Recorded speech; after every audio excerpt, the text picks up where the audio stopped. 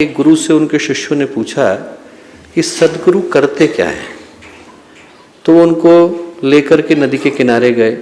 वहां पर मछुआरा जाल को डाल रहा था और जब जाल को डाल रहा था तो उस जाल के अंदर मछलियां आकर के फंस रही थी और उन मछलियों में भिन्न भिन्न तरह की मछलियां थी।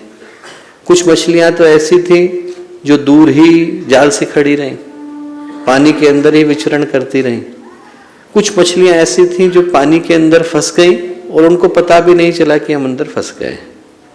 कुछ थी जो निकलने का प्रयत्न कर रही थी पर निकल नहीं पा रही थी और कुछ ऐसी थी जो प्रयत्न करती थी तो जाल से छूट करके चली जाती थी।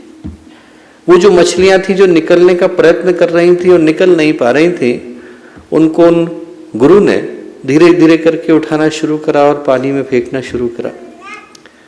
शिष्यों ने पूछा कि ये क्या कर रहे हैं। बोले बेटा तुम्हें दिखा रहा हूं कि सदगुरु करते क्या है। बोले ये जो संसार है वो भवसागर है। इसके भवबंधन में चार तरह के प्राणी रहते हैं।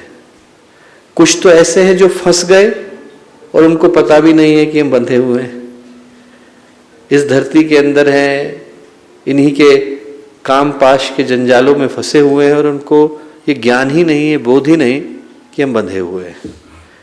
कुछ ऐसे हैं कि उनको होश तो है पर करने के प्रयत्न के बावजूद निकल नहीं पा रहे हैं।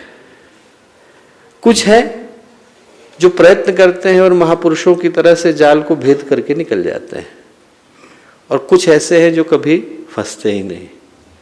और वो जो बंधे हुए हैं और निकलने का प्रयत्न कर रहे हैं, गुरु बोले उनको निकालने का काम गुरु करता है। उनके अंदर अपना पुरुषार्थ होना चाहिए पर उनके पुरुषार्थ को सहारा देने का काम गुरु करता है।